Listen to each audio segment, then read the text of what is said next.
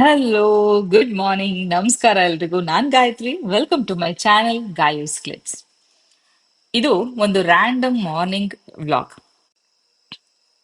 ಬೆಳಗ್ಗೆ ಬೇಗ ಎದ್ದು ಆ, ರಂಗೋಲಿ, ಸ್ನಾನ, ಪೂಜೆ ಎಲ್ಲ ಮುಗಿಸ್ಕೊಂಡು ಬ್ರೇಕ್ಫಾಸ್ಟ್ ಮಾಡ್ತೀನಿ. ಅಂದ್ರೆ ತಿಂಡಿ ಮಾಡ್ತೀನಿ, ರೆಡಿ ಮಾಡ್ತೀನಿ. ಆ ಪುನೀತ್ ಸ್ಕೂಲ್ಗೆ ಹೋಗ್ತಾನೆ, ವಿಜಿ ಕಾಲೇಜ್ಗೆ ಹೋಗ್ತಾನೆ. ಅವರಿಬ್ರು ಹೋದ ನಂತರ ನಮ್ಮ ಮನೆಯವ್ರು ಬ್ರೇಕ್ಫಾಸ್ಟ್ ಮಾಡ್ತಾರೆ. ಅಂದ್ರೆ ಅದೇ ಟೈಮ್, ಎಲ್ಲರದು ಒಂದೇ ಟೈಮು.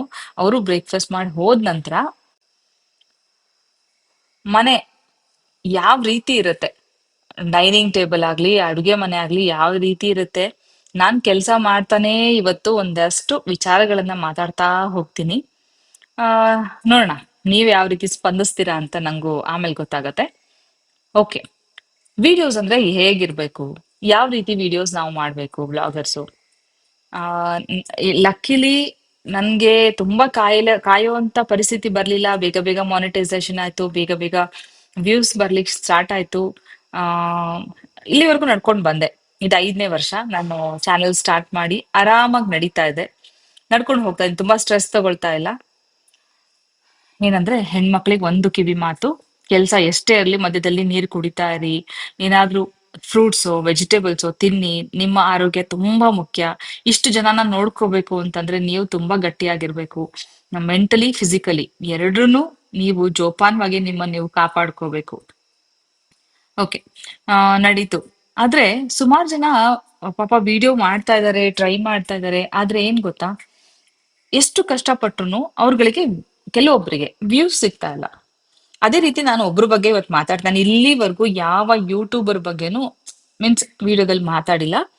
ಆ ಯಾಕೋ ಗೊತ್ತಿಲ್ಲ, ನನ್ನ ಫೇವ್ರೆಟ್ ಅಂತಾನೆ ಹೇಳ್ಬೋದು. ನಾನು ಒಂದು ದಿನಾನು ಮಿಸ್ ಮಾಡದೆ ನೋಡುವಂತ ಒಂದು ಚಾನೆಲ್. ಆದ್ರೆ ಅವ್ರಿಗೆ ವ್ಯೂಸ್ ಇಲ್ಲ, ಸಬ್ಸ್ಕ್ರೈಬರ್ಸ್ ಇಲ್ಲ. ಅದು ನೋಡ್ವಾಗ ನಂಗೆ ತುಂಬಾ ಬೇಜಾರಾಗತ್ತೆ. ನಾ ಹೆಸರು ಹೇಳ್ತೀನಿ, ಗಮನ ಇಟ್ಟು ಕೇಳಿಸ್ಕೊಳ್ಳಿ. ಆ ಹ್ಯಾಪಿ ಹೋಮ್ ಮೇಕರ್ ವಿಶಾಲಾಕ್ಷಿ ಅಂತ ಒಂದು ಚಾನೆಲ್ ಇದೆ. Okay. Happy home maker Vishalakshi ಅಂತ ಹೇಳಿ, ವಿಶಾಲ ಅಂತ ಹೇಳಿ ಅವರು. ಓಕೆ. 2 ಮಕ್ಕಳ ತಾಯಿ. ಆ ಆ ಚಾನಲ್ ನನಗೆ ಯಾಕೆ ಇಷ್ಟ ಪರ್ಸ್ನಲಿ ಅಂತ ನಾ ಹೇಳ್ತೀನಿ. ಎಲ್ಲೋ ಒಂದ್ ಕಡೆ ನನ್ನನ್ನು ನಾನು ಕಾಣ್ತೀನಿ ಅವರಲ್ಲಿ. ಅಷ್ಟೇ ಅಲ್ಲ, ಎಷ್ಟು ಡೆಡಿಕೇಟೆಡ್ ಆಗಿ ಗಂಡ, ಮನೆ, ಮಕ್ಕಳು ಅಂತ ನೋಡ್ಕೊಳ್ತಾರೆ ಅಂದ್ರೆ, ಅಫ್ಕೋರ್ಸ್ ಅವ್ರಿಗೆ ವಿಡಿಯೋ ಅವಶ್ಯಕತೆ ಇಲ್ಲ. ಒಂದು ಹಾಬಿ ಮನೇಲಿ ಇಟ್ಕೊಂಡು ಏನ್ ಮಾಡ್ಬೇಕು ಅನ್ನೋ ಒಂದು, ಮಕ್ಕಳೆಲ್ಲ ಸ್ಕೂಲ್ಗೆ ಹೋದ ನಂತರ ಒಂದ್ ಪುಟ್ಟ ಪ್ರಯತ್ನ ಅಂತ ಅವರು ಸುಮಾರು ದಿನಗಳಿಂದ, ಸುಮಾರು ವರ್ಷನೇ ಆಯ್ತೇನೋ ಗೊತ್ತಿಲ್ಲ, ಮಾಡ್ತಾನೇ ಇದಾರಂತೆ ವಿಡಿಯೋ. ಆ ನನಗೆ ಮುಖತಃ ಭೇಟಿ ಇಲ್ಲ, ಪರಿಚಯ ಇಲ್ಲ. ಇವತ್ತವರೆಗೂ ಅವ್ರನ್ನ ಮಾತಾಡ್ಸಿಲ್ಲ, ನನ್ ಬಗ್ಗೆ ಅವ್ರಿಗೆ ಗೊತ್ತಿಲ್ಲ. ಅಂದ್ರೆ ಚಾನೆಲ್ ಒಬ್ಬ ಯೂಟ್ಯೂಬರ್ ಅಂತ ನನಗೂ ಗೊತ್ತು, ಅವ್ರಿಗೂ ಗೊತ್ತು ಅಷ್ಟೇ. ಬಟ್ ಅವ್ರನ್ನ ನಾನು ಮಾತಾಡ್ಸಿಲ್ಲ. ನನ್ಗೆ ಬೇಜಾರಾಗತ್ತೆ. ನೀವ್ ಯಾರಾದ್ರೂ ಹೊಸಬ್ರಿದ್ರೆ ಇಲ್ಲಿ ಹೋಗಿ ಅವ್ರ ಚಾನೆಲ್ನ ನೋಡಿ, ಆಯ್ತಾ? ನೋಡಿ. ನಾನೇ ನಿಜವಾಗ್ಲೂ ಹೇಳ್ತೀನಿ. ವಿಶಾಲ, ನೀವು ಇದನ್ನ ನೋಡ್ತಾ ಇದ್ರೆ ಒಬ್ಬ ತಂಗಿಯಾಗಿ ನಾನು ಹೇಳ್ತೀನಿ, ನಾನು ಎಷ್ಟೊಂದು ರೆಸಿಪಿ, ಅದರಲ್ಲೂ ಪನ್ನೀರ್ ಚಪಾತಿ ಸೂಪರ್ ಹಿಟ್. ನಾನು ಅಮ್ಮಂಗೂ ಹೇಳಿದೆ, ನೀನು ಮಾಡ್ಕೊಮ್ಮ, ಪ್ರೋಟೀನ್ ಸಿಗತ್ತೆ. ತುಂಬಾ ಚೆನ್ನಾಗಿ ಮಲ್ಗೆ ಹೂ ತರ ಬರುತ್ತೆ ಚಪಾತಿ ಅಂತ. ಹಾಗೆ ನಮ್ಮೆಲ್ರಿಗೂ ಗೊತ್ತಲ್ವಾ ಪಾಲಕ್ ಪನ್ನೀರ್ ಅಂದ್ರೆ ಏನು? ಪಾಲಕ್ ಪನ್ನೀರ್ ಅಂದ್ರೆ ಒಂದು ಗ್ರೇವಿ. ಪಾಲಕ್ ಮತ್ತೆ ಪನ್ನೀರ್ ಹಾಕಿ ಮಾಡುವಂತ ಒಂದು ಗ್ರೇವಿ ಅಂತ ನಮ್ಮೆಲ್ರಿಗೂ ಗೊತ್ತು. ಆದ್ರೆ ವಿಶಾಲ ಅವ್ರ ಪ್ರಕಾರ ಪಾಲಕ್ ಪನ್ನೀರ್ ಅಂತಂದ್ರೆ ಎಷ್ಟ್ ಚೆನ್ನಾಗಿ ಮಾಡಿದಾರೆ ಗೊತ್ತಾ. ಪಾಲಕ್ ಸೊಪ್ನ ಒಂದು ಬ್ಲಾಂಚ್ ಮಾಡಿ ಅದನ್ನ ಹಿಟ್ಟಲ್ಲಿ ಹಾಕಿ ಕಲ್ಸಿ, ಆ ಪನ್ನೀರ್ನು ಜೊತೆಗೆ ಸೇರ್ಸ್ಬಿಟ್ಟು ಕಲ್ಸಿದ್ರೆ ಪಾಲಕ್ ಪನ್ನೀರ್ ಚಪಾತಿ. ಆಸಮ್. ನನ್ಗೆ ಈ ಐಡಿಯಾ ತುಂಬಾನೇ ಇಷ್ಟ ಆಯ್ತು. ಯಾಕೆ ಅಂದ್ರೆ ಸುಮಾರು ಜನ ಮಕ್ಕಳು ತಿನ್ನೋದೇ ಇಲ್ಲ. ಅಂತ ಎಲ್ಲಾ ಮಕ್ಳಿಗೂನು ಎಷ್ಟು ಒಳ್ಳೆ ಒಳ್ಳೆ ರೆಸಿಪಿ ಮಾಡ್ತಾರೆ ಗೊತ್ತಾ. ಅಡುಗೆ ಅಷ್ಟೇ ಅಲ್ಲ, ಅವ್ರ ಅಡುಗೆ ಮಾಡೋದ್ ಒಂದ್ ಕಡೆ ಇರ್ಲಿ, ಎಲ್ರು ಅಡ್ಗೆ ಮಾಡ್ತೀವಿ ಅಂತಾನೆ ಅನ್ಕೊಳ್ಳೋಣ.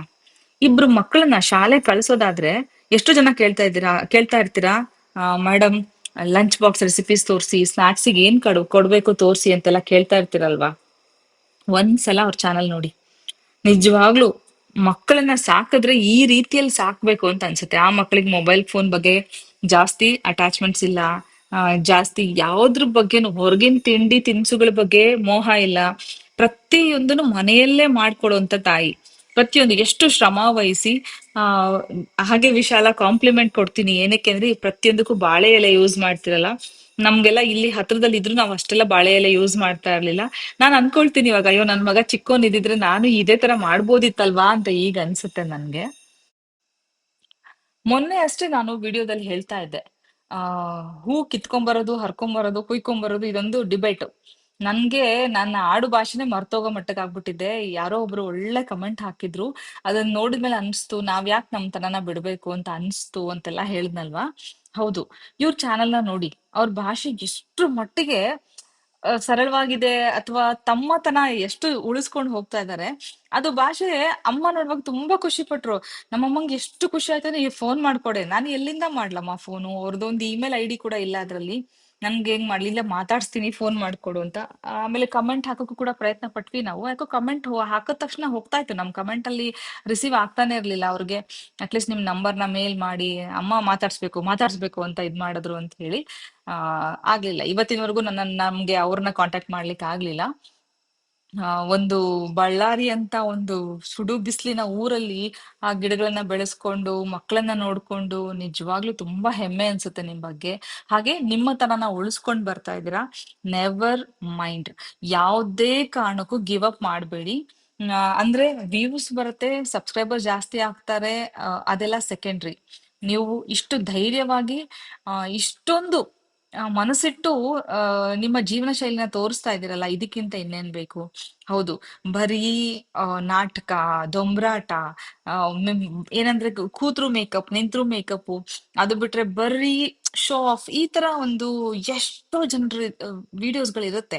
ಅದ್ರ ನಡುವಲ್ಲಿ ಎಲ್ಲೋ ಒಂದೋ ಎರಡೋ ತುಂಬಾ ಅಪರೂಪಕ್ಕೆ ನೈಜವಾಗಿರುವಂತದ್ದು ಅಥವಾ ನಮ್ಮ ಮನ್ಸಿಗೆ ಮುಟ್ಟುವಂಥದ್ದು, ನಮ್ದೇ ಮನೆಯೇನೋ ಅನ್ಸುವಂಥದ್ದು ಬ್ಲಾಗರ್ಸ್ ಎಲ್ಲೋ ಒಬ್ಬೊಬ್ರು ಇಬ್ಬಿಬ್ರು ಇದ್ದಾರೆ.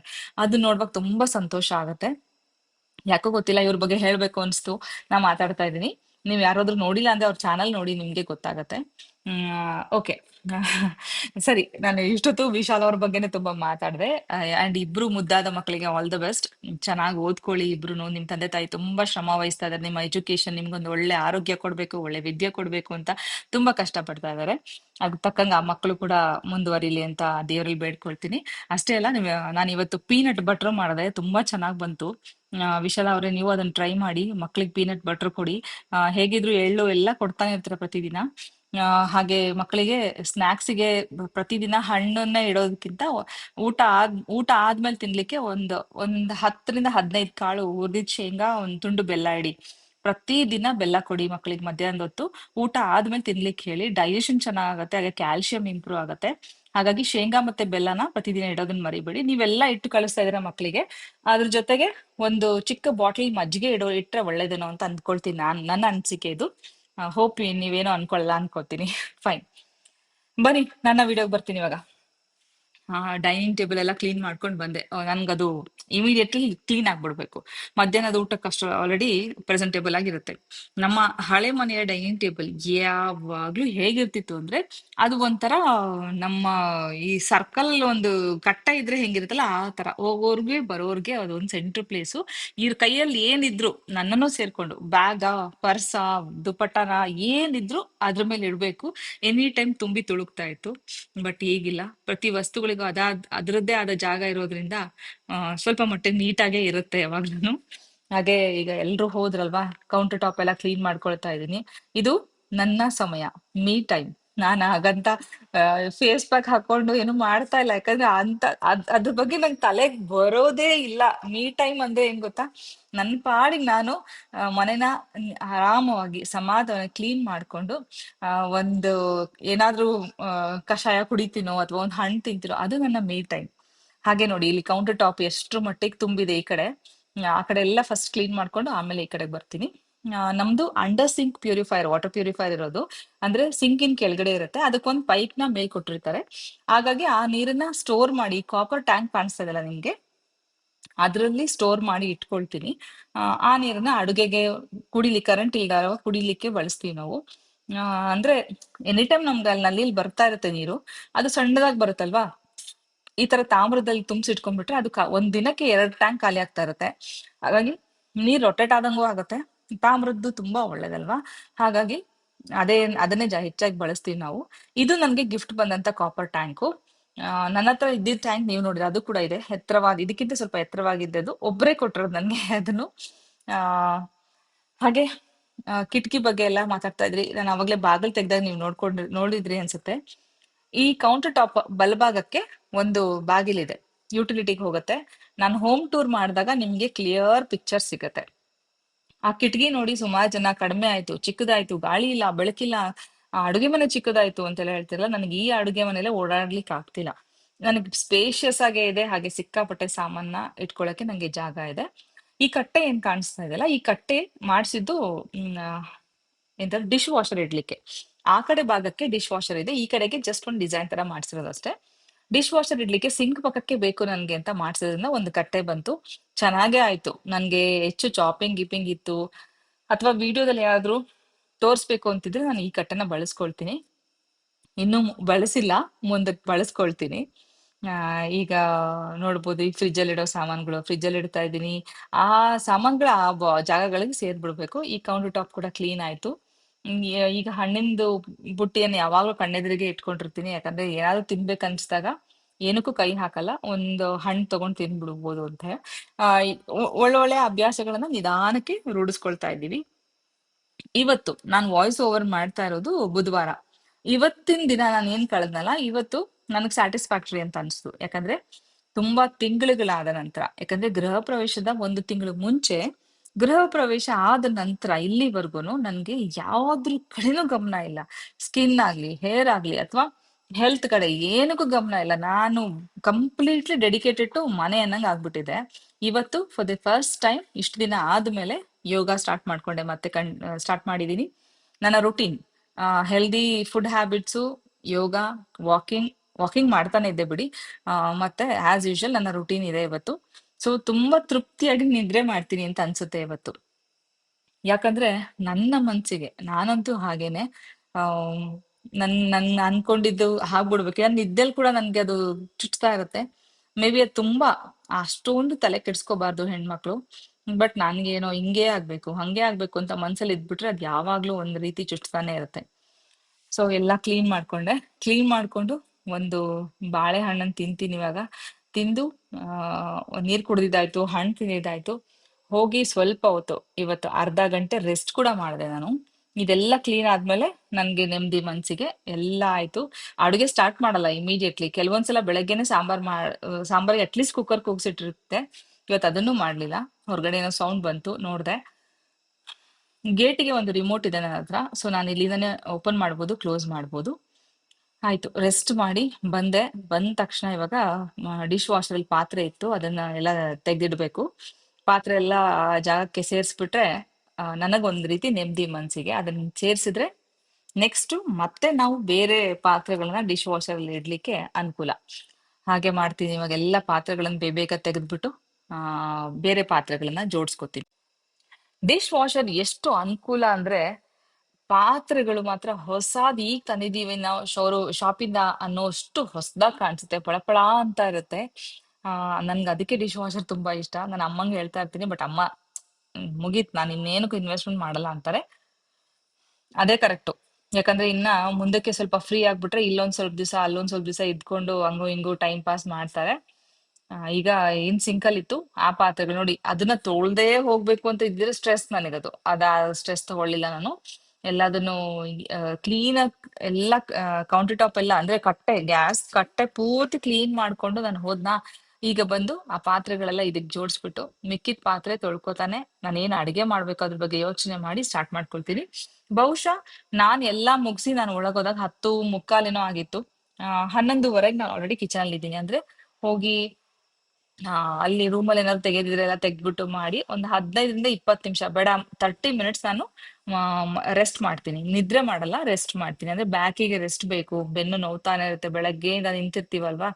ಒಂದ್ ಅರ್ಧ ಗಂಟೆ ರೆಸ್ಟ್ ಮಾಡ್ಬಿಟ್ಟು ಬಂದು ಆ ನನ್ಗೆ ಇದು ನನ್ನ ಫೀಸಿಬಲ್ ಟೈಮ್. ಅಂದ್ರೆ ನನ್ನ ಕನ್ವೀನಿಯಂಟ್ ಆಗಿರುವಂತ ಸಮಯ ಅಂದ್ರೆ ನಂಗೆ 11, 11:30 ಈ ಸಮಯದಲ್ಲಿ ರೆಸ್ಟ್ ಮಾಡಿದ್ರೆ ರಾತ್ರಿಗೆ ಏನ್ ತೊಂದ್ರೆ ಆಗಲ್ಲ. ಮಧ್ಯಾಹ್ನ ಊಟ ಮುಗಿಸಿ ಏನಾದ್ರು ರೆಸ್ಟ್ ಮಾಡ್ತೀನಿ ಅಂತ ಅನ್ಕೊಂಡ್ರೆ ರಾತ್ರಿ ನಿದ್ರೆ ಬರಲ್ಲ, ಆಗ ತುಂಬಾ ಕಷ್ಟ ಪಡ್ಬೇಕಾಗತ್ತೆ. ಓಕೆ, ನಾನಿನ್ನ ಕಿಚನ್ ಟೂರ್ ಮಾಡ್ಬೇಕು ನಿಮ್ಗೆ. ಹಾಗೆ ನನ್ನ ಹತ್ರ ಇರುವಂತ ಎಲೆಕ್ಟ್ರಾನಿಕ್ ಅಪ್ಲಯನ್ಸಸ್ ನಾನು ತೋರಿಸ್ಬೇಕು ನಿಮಗೆ. ಇದು ಹೊಸದಾಗಿ ನಾನು ತಗೊಂಡಂತದ್ದು ಅಗಾರೋ ಸ್ಟ್ಯಾಂಡ್ ಮಿಕ್ಸರ್ ಅಂತ ಇದ್ರ ಹೆಸರು. ಅಂದ್ರೆ ನಾವು ಕೇಕಿಗೆ ಬೇಕಾದ್ರೂ ಮಾಡ್ಕೋಬಹುದು, ಬೆಣ್ಣೆ ಕಡಿಬಹುದು, ಚಪಾತಿ ಹಿಟ್ಟನ್ನು ಕಲ್ಸ್ಬೋದು. ಸ್ಟ್ಯಾಂಡ್ ಮಿಕ್ಸರ್ ಬಹುಶಃ ಇದು 7,000 ಇರ್ಬೇಕು. ಯಾಕೆ ಇದನ್ನ ತಗೊಂಡೆ ಅಂದ್ರೆ, ನಾನು ಹೊಸದಾಗಿ ಬಳಸ್ತಾ ಇರೋದು ಈಗ ಬಾಷ್ ಮಿಕ್ಸರ್ ಗ್ರೈಂಡರ್. ಅದಕ್ಕೆ ನನ್ನ ಮುಂಚೆ ಆಗಿದ್ರೆ ಪ್ರೀತಿ ಮಿಕ್ಸರ್ ಗ್ರೈಂಡರ್ ಇತ್ತು. ಅದರಲ್ಲೇ ನಂಗೆ ಹಿಟ್ಟು ಕಲ್ಸೋಕೆಲ್ಲ ಬರ್ತಾ ಇತ್ತು. ಆದ್ರೆ ಅದು ಜಾರ್ ಕೂಡ ಸ್ವಲ್ಪ ಡ್ಯಾಮೇಜ್ ಆಗೋಯ್ತು. ಇನ್ನ ಮಿಕ್ಸರ್ ಚೇಂಜ್ ಮಾಡಿದೆ. ಸರಿ, ಅದಕ್ಕೆ ಹಿಟ್ಟು ಕಲ್ಸ್ಲಿಕ್ಕೆ ಅಂತ ಒಂದು ಅಲೈನ್ ಮಾಡ್ಕೊಂಬೇಡ ಅಂತ ಹೇಳಿ ಒಂದು ತಗೊಂಡೆ. ತುಂಬಾ ಚೆನ್ನಾಗಿ ಫಸ್ಟ್ ದಿನ ಕಲ್ಸ್ದಾಗ ನಾನು ಆಲ್ರೆಡಿ ಅಭ್ಯಾಸ ಆಗೋಗಿತ್ತಲ್ವಾ, ನನ್ ಮನ್ಸು ಹೇಳ್ತಾ ಇತ್ತು, ಅರೆ ಅದೇ ಚೆನ್ನಾಗಿತ್ತು, ಅದನ್ನೇ ಬೇಕಾದ್ರೆ ಇನ್ನೊಂದ್ ಜಾರ್ ತಗೊಂಡ್ಬಿಡ್ಬೇಕಿತ್ತಲ್ವಾ ನಾನು ಅಂತೆಲ್ಲ ಮನ್ಸಿಗೆ ಅನ್ಕೊಂಡೆ. ಆದ್ರೆ ಇದು ಎರಡನೇ ಸಲ ಮೂರನೇ ಸಲ ಬಳಸೋಕ್ ಶುರು ಮಾಡಿದಲ್ಲ, ತುಂಬಾ ಖುಷಿ ಆಯ್ತು. ತುಂಬಾ ಚೆನ್ನಾಗ್ ಆಗ್ತಾ ಇದೆ, ತುಂಬಾ ಚೆನ್ನಾಗ್ ಆಗ್ತಾ ಇದೆ. ಅಂಡ್ ಸೌಂಡ್ ಕೂಡ ಕಡಿಮೆ, ಡಿಸ್ಟರ್ಬೆನ್ಸ್ ಇಲ್ಲ. ನಾನು ಅಲ್ಲಿ ಹಾಕ್ಬಿಟ್ಟು ನಾನು ಬೇರೆ ಕೆಲಸನ ಮಾಡ್ಕೋಬಹುದು. ಇಲ್ಲಿ ಬೆಚ್ಚಗಿನ ನೀರನ್ನ ಹಾಕ್ತಾ ಇದೀನಿ ಹಿಟ್ಟು ಕಲ್ಸ್ಲಿಕ್ಕೆ. ಯಾಕೆ ಗೊತ್ತಾ? ನಮ್ ವಿಶಾಲ ಅವರ ರೆಸಿಪಿನ ಕಾಪಿ ಮಾಡ್ತಾ ಇದೀನಿ. ಅಂದ್ರೆ ಗೋಧಿ ಹಿಟ್ಟಿಗೆ ಪನ್ನೀರ್ನ ಹಾಕಿದೀನಿ. ಪನ್ನೀರ್ನ ಯಾವ್ಯಾವ ರೀತಿಯಲ್ಲಿ ನಾವು ಕನ್ಸ್ಯೂಮ್ ಮಾಡ್ಬೋದು ನೋಡಿ. ಯಾರಾದ್ರೂ ಇದನ್ನ ಇನ್ನೂ ಟ್ರೈ ಮಾಡಿಲ್ಲ ಅಂದ್ರೆ ಮಾಡಿ. ಗೋಧಿ ಹಿಟ್ಟಿಗೆ ಪನ್ನೀರ್ನ ಮಿಕ್ಸ್ ಮಾಡಿ ಚಪಾತಿ ಮಾಡಿ, ಮಲ್ಲಿಗೆ ಹೂ ಅಂತ ಚಪಾತಿ ಬರುತ್ತೆ. ಅಷ್ಟು ರುಚಿಯಾಗಿರುತ್ತೆ, ಅಷ್ಟೇ ಹೂ ಇದ್ದಂಗಿರುತ್ತೆ ಚಪಾತಿ. ಟ್ರೈ ಮಾಡಿ ನೋಡಿ, ತುಂಬಾ ಚೆನ್ನಾಗಿರುತ್ತೆ. ನಮ್ಗಂತೂ ಎಲ್ರಿಗೂ ಇಷ್ಟ ಆಯ್ತು. ನಾನು 2 ಸಲ ಮಾಡಿದೆ ಆಲ್ರೆಡಿ. ಹಿಂಗೆ ನಾವು ಸಾಮಾಜಿಕ ಜಾಲತಾಣದಲ್ಲಿ ಇದ್ದೀವಿ ಅಂದ್ರೆ ಒಳ್ಳೇದನ್ನ ಕಲಿತಾ ಹೋಗ್ಬೇಕು. ಯಾರನ್ನಾದ್ರೂ ನಾವು ನೋಡ್ಲಿ, ಏನೇ ನೋಡ್ಲಿ, ಅವರಲ್ಲಿ 10 ಗುಣಗಳಲ್ಲಿ ಒಂದಾದ್ರೂ ನಮಗೆ ಒಳ್ಳೇದನ್ಸಿದ್ರೆ ಅದನ್ನಾದ್ರೂ ನಾವು ಕಲಿಬೇಕಂತೆ. ಆ ರೀತಿ ನಂದಂತೂ ಅದೇ ಗುಣ. ಏನೋ ಒಂದ್ ನೋಡ್ತಾ ಇದ್ರೆ ಕಂಪ್ಲೀಟ್ಲಿ ಅವ್ರದ್ದೆಲ್ಲ ಇಷ್ಟ ಆಗದೆ ಇರ್ಬೋದು, ಆದ್ರೆ ಕೆಲವೊಂದು ಗುಣಗಳನ್ನ ನಾನು ಅಡಾಪ್ಟ್ ಮಾಡ್ಕೊಳ್ತೀನಿ ಅಥವಾ ಕಲೀಲಿಕ್ಕೆ ಇಷ್ಟಪಡ್ತೀನಿ. ಈಗ ಹಿಟ್ಟು ರೆಡಿ ಆಯ್ತು. ಇವತ್ತು ಚಪಾತಿಗೆ ಏನ್ ಗೊತ್ತಾ, ಚಟ್ನಿ ಪುಡಿ ತುಪ್ಪ ಜೊತೆಗೆ ಬೀಟ್ರೂಟ್ ಸಲಾಡ್ ಮಾಡ್ತೀನಿ. ಬೀಟ್ರೂಟ್ ನ ತುರ್ಕೊಂಡು ಕ್ಯಾಪ್ಸಿಕಮ್ಮು, ಬೀಟ್ರೂಟ್, ಕೊತ್ತಂಬರಿ ಸೊಪ್ಪು ಹಾಕಿ ಒಂದ್ ಚಿಕ್ಕದಾಗಿ ಒಗ್ಗರಣೆ, ಒಂದೇ ಒಂದ್ ಸ್ಪೂನ್ ತುಪ್ಪ ಅಥವಾ ಎಣ್ಣೆ ಹಾಕ್ಬಿಟ್ಟು ಒಗ್ಗರಣೆ ಹಾಕಿ, ಕಡಲೆಬೇಳೆ, ಜೀರಿಗೆ, ಕರಿಬೇವು ಜಾಸ್ತಿ ಹಾಕಿ ಒಗ್ಗರಣೆ ಹಾಕಿ ಅದನ್ನ ಮೊಸರಲ್ಲಿ ಕಲ್ಸಿದ್ರೆ ನಮ್ಮ ಬೀಟ್ರೂಟ್ ಸಲಾಡ್ ರೆಡಿ ಆಗತ್ತೆ. ತುಂಬಾ ಚೆನ್ನಾಗಿರುತ್ತೆ ಚಪಾತಿಗೆ. ನಾವೇನ್ ರಾಯ್ತಾ ಮಾಡ್ತೀವಲ್ಲ, ಬೀಟ್ರೂಟ್ ರಾಯ್ತಾ ಅಂತಾನೆ ಹೇಳ್ಬೋದು. ತುಂಬಾ ಅಂದ್ರೆ ತುಂಬಾ ಚೆನ್ನಾಗಿರುತ್ತೆ. ನಂಗೆ ಬಹಳ ಇಷ್ಟ ಆಯ್ತು ಇದು. ಸೊ ಇದೆರಡನ್ನು ಮತ್ತೆ ರಿಪೀಟ್ ಕೂಡ ಮಾಡ್ತೀನಿ. ತುಂಬಾ ಚೆನ್ನಾಗಿತ್ತು. ಕ್ಯಾಪ್ಸಿಕಮ್ ಇತ್ತು ಹೇಗಿದ್ರು, ರಿಚ್ ಇನ್ ವಿಟಮಿನ್ ಸಿ, ಯಾಕೆ ಮಿಸ್ ಮಾಡ್ಕೋಬೇಕಲ್ವಾ? ಸ್ಪೆಷಲಿ ಮನೇಲಿ ಮಕ್ಕಳಿದ್ರೆ ಮಾತ್ರ ಈ ಚಪಾತಿ ಟ್ರೈ ಮಾಡ್ಲೇಬೇಕು ನೀವು. ತುಂಬಾ ಅಂದ್ರೆ ತುಂಬಾ ಚೆನ್ನಾಗಿರುತ್ತೆ. ಹಾಗೆ ಮಕ್ಕಳಿಗೆ ಪನ್ನೀರ್ ಕೊಟ್ಟಷ್ಟು ನಮಗೂ ಸಂತೋಷ ಆಗತ್ತೆ. ಹಾಗೆ ನನಗೆ ಪರ್ಸನಲಿ ಪನ್ನೀರ್ನ ಕರಿಯಲ್ಲೆಲ್ಲ ಹಾಕಿ ತಿನ್ಲಿಕ್ಕೇನೋ ಅಷ್ಟು ಟೇಸ್ಟ್ ಅನ್ಸಲ್ಲ, ಸಪ್ಪಗಿರುತ್ತಲ್ವಾ, ನಂಗೆ ಅಷ್ಟು ರುಚಿ ಅನ್ಸಲ್ಲ. ನಾವೆಲ್ಲ ಸ್ವಲ್ಪ ಉಪ್ಪು ಹುಳಿ ಖಾರ ಜಾಸ್ತಿ ತಿನ್ನೋರ್ಗೆ ಈ ಸಪ್ಪೆ ಸಪ್ಪೆ ಊಟ ಮಾಡ್ಲಿಕ್ಕೆ ತುಂಬಾ ಕಷ್ಟ. ಈ ತರ ಆದ್ರೆ ಬಹಳ ಚೆನ್ನಾಗಿ. ಈ ಚಿಕ್ಕದು ಬೀಟ್ರೂಟ್ ಪೀಸ್ ನ ಇಟ್ಕೊಳ್ತೀನಿ, ಉಳಿದಿದ್ ಫ್ರಿಜ್ಜಿಗೆ ಇಟ್ಬಿಡ್ತೀನಿ. ಈಗ ಅರ್ಧ ಕ್ಯಾಪ್ಸಿಕಮ್ ತಗೊಳ್ತೀನಿ, ಯಾಕಂದ್ರೆ ಇಬ್ರಿಗೆ ಅಷ್ಟೇ, ಮಧ್ಯಾಹ್ನ ಟೈಮ್ ಮಕ್ಳಿರಲ್ಲ ಊಟಕ್ಕೆ, ನಾವಿಬ್ರೆ. ಹಾಗೆ ಇನ್ನ ಸ್ವಲ್ಪ ದಿನ ಮಗ ಬರ್ತಾನೆ, ಒಂದು ಮುಗೀತಲ್ವಾ ಎಲ್ಲ.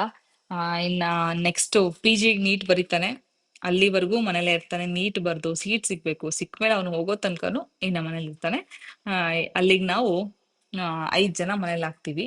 ನಮ್ ಜಾಕಿ ಸೀಸು ಇಬ್ರು ಸೇರಿ 7 ಜನ ಆಗ್ಬಿಡ್ತೀವಿ. ಈಗ ಇದಕ್ಕೆ ನೋಡಿ, ಒಂದು ಒಗ್ಗರಣೆ ಕೊಟ್ಟಿದ್ದೀನಿ, ಕಡಲೆಬೇಳೆ, ಸಾಸಿವೆ, ಜೀರಿಗೆ ಹಾಕಿ. ಆ ಒಗ್ಗರಣೆಗೆ ಕೊಟ್ಟು ಕೊತ್ತಂಬರಿ ಸೊಪ್ಪು, ಬೀಟ್ರೂಟ್ ತುರ್ದಿದ್ದು ಹಾಕಿ, ಈಗ ಮೊಸರು ಹಾಕ್ತೀನಿ. ರುಚಿಗೆ ತಕ್ಕಷ್ಟು ಉಪ್ಪು ಹಾಕಿದ್ರೆ ಆ ವಂಡರ್ಫುಲ್ ಸಲಾಡ್ ರೆಡಿ ಆಗತ್ತೆ. ಸಲಾಡ್ ಅಲ್ಲ, ರಾಯ್ತಾ ಅಂತಾನೆ ಹೇಳ್ಬೋದು. ಮೊಸರು ಬಜ್ಜಿ, ನಮ್ ಕೇಳಿದ್ರೆ ಬೀಟ್ರೂಟ್ ಮೊಸರು ಬಜ್ಜಿ. ಓಕೆ, ರೆಡಿ ರೆಡಿ ಆಯ್ತು. ಇದನ್ನ ಹ್ಮ್, ನೋಡಿ ಮಧ್ಯದಲ್ಲಿ ಡಿಸ್ಟರ್ಬ್ ಆಯ್ತು. ನಾನು ಒಂದ್ ಬ್ರೇಕ್ ತಗೊಂಡೆ. ಬರೋ ಅಷ್ಟ್ರಲ್ಲಿ ನಂಗೆ ಏನ್ ಮಾತಾಡ್ತಿದ್ದೆ ಅಂತಾನೆ ಮರ್ತೋಯ್ತು. ಈಗೆಲ್ಲ ರೆಡಿ ಇದೆ. 1 ಗಂಟೆ ಟೈಮು, 1:30 ಕರೆಕ್ಟ್ ಆಗಿ ನಮ್ಮ ಮನೆಯವ್ರು ಊಟಕ್ಕೆ ಬರ್ತಾರೆ. ಸೊ 1:30ಗೆ ಅವ್ರು ಬರೋ ಟೈಮಿಗೆ ನಾನು ಚಪಾತಿ ಉದ್ದಿದ್ರೆ ಸಾಕು. ಮೂಲಂಗಿ ಸಾಂಬಾರು, ರೈಸ್ ಇದೆ. ಮೂಲಂಗಿ ಸಾಂಬಾರು ಮಾಡಿದ್ದೆ, ರೈಸ್ ಆಗಿದೆ. ಏನಂದ್ರೆ ಏನೇ ಊಟ ಮಾಡ್ಲಿ ಅವ್ರಿಗೆ ಒಂದ್ ತುತ್ತಾದ್ರೂ ರೈಸ್ ಬೇಕು. ನೈಟ್ ಊಟ ಮಾಡಲ್ಲ, ಮಧ್ಯಾಹ್ನದ ಹೊತ್ತಂತೂ ಒಂದ್ ತುತ್ತು ರೈಸ್ ಬೇಕೇ ಬೇಕು. ಹಾಗಾಗಿ ರೈಸ್ ಸಾಂಬಾರ್ ಮಾಡೇ ಮಾಡ್ತೀನಿ. ಏನಿದ್ರೂನು ಇಲ್ದಿದ್ರು ರೈಸ್ ಸಾಂಬಾರ್ ಮಾಡ್ತೀನಿ. ಕೆಲವೊಂದ್ಸಲ ಮಿಲೆಟ್ಸ್ ಇಂದು ಮೊಸರನ್ನ ಅಥವಾ ಮಿಲೆಟ್ಸ್ ಇಂದು ಪೊಂಗಲ್ಲು ಅಥವಾ ಮಿಲೆಟ್ಸ್ ಇಂದ ದಾಲ್ ಕಿಚಡಿ ಈ ತರ ಮಾಡಿದಾಗ ರೈ ಸಾಂಬಾರ್ ಮಾಡ್ಲಿಕ್ಕೆ ಹೋಗಲ್ಲ. ಅದು ಒಂದು, ಅವಾಗ ಚಪಾತಿನೇ ಮಾಡ್ಲಿಕ್ಕೆ ಹೋಗಲ್ಲ, ಎಷ್ಟಾದ್ರೂ ತಿನ್ಲಿ ಅಂತ ಹೇಳಿ ಧಾರಾಳವಾಗಿ ನಾನು ಬಡಿಸ್ತೀನಿ ಮಿಲೆಟ್ಸ್ ಮಾಡಿದಾಗ. ತುಂಬಾ ಮಾಡೋದು ಇಲ್ಲ, ವಾರಕ್ಕೆ 2 ದಿನ ಅಥವಾ ಬಹಳ ಅಪರೂಪ 3 ಸಲ ಮಾಡಲ್ಲ, 2 ಸಲ, ವಾರಕ್ಕೆ 2 ಸಲ ಮಾಡ್ತೀನಿ. ಅದ್ರಲ್ಲೂ ಒಂದಿನ ಮೊಸರನ್ನ ಮಾಡಿದ್ರೆ ಇನ್ನ 2 ದಿನ 3 ದಿನ ಬಿಟ್ಟು ಪೊಂಗಲ್ ಮಾಡ್ತಿರ್ತೀನಿ. ಜಾಸ್ತಿ ಮಾಡದೆ ಅವೆರಡು ಐಟಮ್. ಬಿಸಿಬೇಳೆ ಬಾತ್ ಮಾತ್ರ ತುಂಬಾ ಚೆನ್ನಾಗಾಗತ್ತೆ ಮಿಲೆಟ್ಸ್ ಇಂದು. ಟ್ರೈ ಮಾಡಿ. ಸಾಮೆ, ಆರ್ಕ, ಊದ್ಲು, ಬರಗು, ನವಣೆ, ಆ ಜೋಳ, ರಾಗಿ, ಇದೆಲ್ಲದು ಏನ್ ಗೊತ್ತಾ, ನಮ್ಮ ಆರೋಗ್ಯಕ್ಕೆ ಅಮೃತಗಳು. ಹಾಗಂತ ಯಾವ್ದು ಅತಿಯಾಗಿ ಬಳಸ್ಬೇಡಿ. ಹಾಗೆ ಯಾವುದೇ ಮಿಲೆಟ್ ಬಳಸಿದ್ರು ರಾತ್ರಿ ನೆನ್ಸಿಟ್ಟು ಬೆಳಗ್ಗೆ ಅದನ್ನ ಬಳಸೋ ಅಭ್ಯಾಸ ಮಾಡ್ಕೊಳ್ಳಿ. ವಿಡಿಯೋ ಲೆಂತಿ ಆಗಿದೆ ಅಂತ ನಿಮಗ್ ಅನ್ಸ್ಬೋದು, ಬಟ್ ನನ್ನ ರೊಟೀನ್ ತೋರಿಸ್ತಾ ಇದ್ರೆ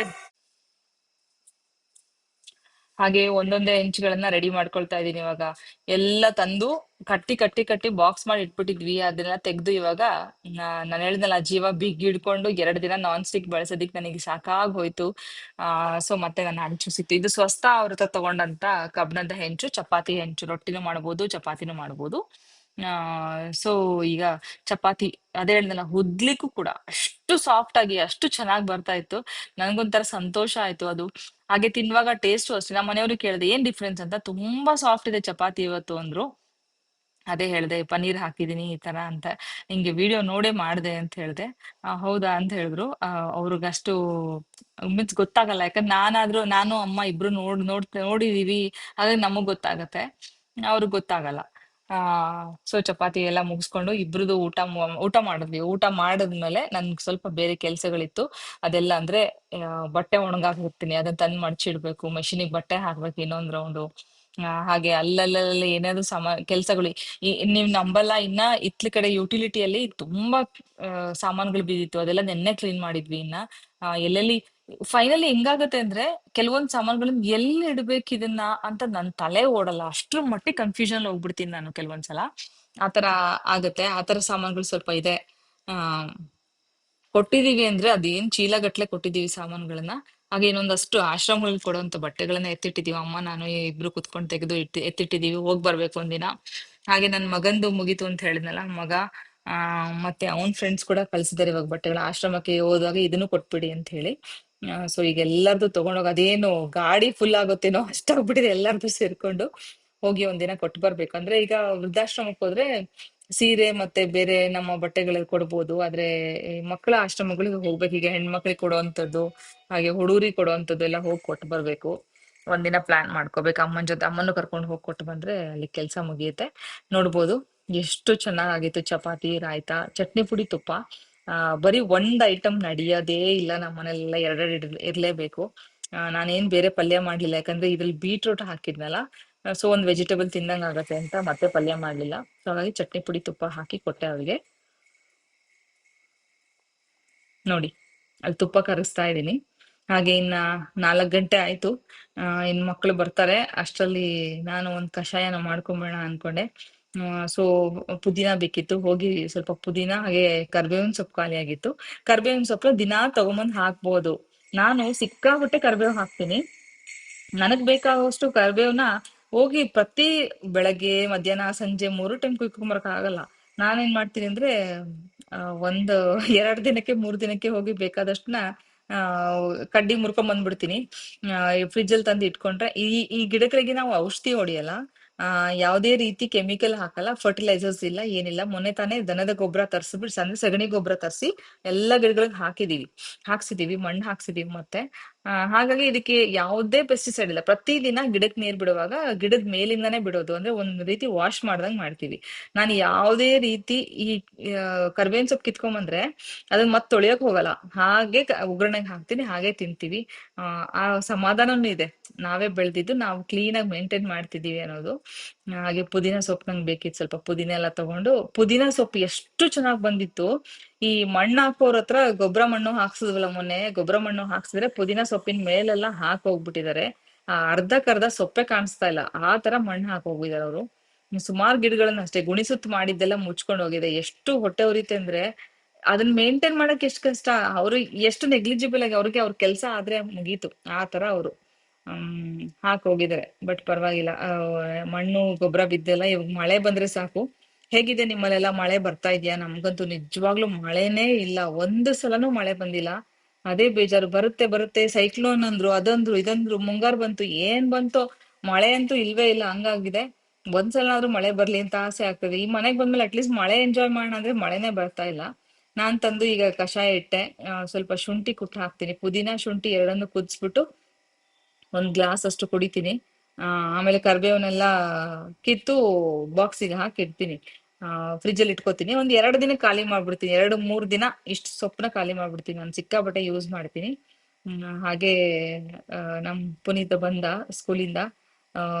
ಬಂದ ತಕ್ಷಣ ಒಂದು ಬ್ರೈಟ್ ಸ್ಮೈಲ್, ನನ್ಗೆ ಅದೇ ಇಷ್ಟ. ಮಕ್ಕಳು ನಗ್ತಾ ಇರ್ಬೇಕು ಯಾವಾಗ್ಲೂ. ಒಂದ್ ದೊಡ್ಡ ಸ್ಮೈಲ್ ಕೊಡ್ತಾನೆ, ಅದೇನಾದ್ರೂ ಇರ್ಲಿ ಕ್ಲಾಸಲ್ಲಿ, ಅದು ಗೊತ್ತಿಲ್ಲ, ಬಂದ್ ಸ್ಮೈಲ್ ಕೊಟ್ಕೊಂಡ್ ಬಂದ್ ನಿತ್ಕೊಂಡ್ ಮಾತಾಡ್ತಾನೆ. ಅಲ್ಲ ಏನ್ ನಡೀತು, ಏನೆಲ್ಲ ಆಯ್ತು ಅಂತೆಲ್ಲ ವಿಚಾರ ಹೇಳಿ. ಇವತ್ತೇನ್ ಅಂದ್ರೆ ಸ್ವಲ್ಪ ಲೇಟ್ ಆಗಿ ಸೇರಿದ್ವಿ ಒಂದ್ ಸ್ಕೂಲಿಗೆ ನಾವು. ಪಾಪ ತುಂಬಾ ಪ್ರಯತ್ನ ಪಟ್ವಿ ಒಂದೆಲ್ಲ ಟಿ ಸಿ ತಗೊಂಬರಕ್ಕೆ ಮಾಡಕ್ಕೆ. ಲೇಟ್ ಆಗಿ ಸೇರಿದ್ರಿಂದ ಒಂದು ನೋಟ್ಸ್ ಏನಾಯ್ತು, ಬರ್ಕೊಳ್ತಾ ಇದ್ಯಾ, ಏನ್ ಕೊಟ್ರು, ಇವತ್ತೇನ್ ಇಸ್ಕೊಂಬಂದೆ, ನಂದು ಅದೊಂದ್ರೆ ಎಂಕ್ವೈರಿ ಇರುತ್ತೆ, ಅದೆಲ್ಲ ಮುಗಿಸಿ ಒಂದು ಸಮಾಧಾನ. ಆ ಖುಷಿ ಅನ್ಸುತ್ತೆ ನನ್ಗೂನು. ಸ್ಕೂಲಿಂದ ಬಂದ್ಮೇಲೆ ಮಾತಾಡ್ಸಕ್ ನನಗ್ ಬಹಳ ಖುಷಿ ಎಲ್ಲ ಕೇಳಕ್ಕೆ. ಅವನು ಅಷ್ಟೇ ಚೆನ್ನಾಗಿ ಹೇಳ್ತಾ ಇರ್ತಾನೆ. ಆಮ್, ಸರಿ, ಇವತ್ತಿನ ವಿಡಿಯೋ ಇಲ್ಲಿಗೆ ಎಂಡ್ ಮಾಡ್ತೀನಿ. ನಿಮ್ಗೇನಾದ್ರೂ ನನ್ನ ರುಟೀನ್ ಅಥವಾ ನನ್ನ ಮಾತು ಅಥವಾ ಹೇಗೆ ಅನ್ಸ್ತು ಈ ವಿಡಿಯೋ ಹೇಳಿ. ಯಾಕಂದ್ರೆ ಈ ತರ ವಿಡಿಯೋ ಮಾಡೋದು ತುಂಬಾ ಕಷ್ಟ, ಇಡೀ ದಿನ ಕ್ಯಾಮ್ರಾ ಇಟ್ಟಿರ್ಬೇಕು. ಇಷ್ಟ ಆಗಿದ್ರೆ ಹೇಳಿ, ಪ್ರಯತ್ನ ಪಡ್ತೀನಿ ಮುಂದೆನೂ ಕೂಡ. ಹಾಗೆ ವಿಡಿಯೋಗೆ ಒಂದು ಲೈಕ್ ಕೊಡೋದನ್ನ ಮರಿಬೇಡಿ. ನಿಮ್ಮ ಫ್ರೆಂಡ್ಸ್ ಅಂಡ್ ಫ್ಯಾಮಿಲಿಗೂ ಶೇರ್ ಮಾಡಿ. ಹೊಸದಾಗಿ ನೋಡ್ತಾ ಇರೋರು ಪ್ಲೀಸ್ ಸಬ್ಸ್ಕ್ರೈಬ್ ಮಾಡ್ಕೊಂಡು ನೋಡಿ. Thank you.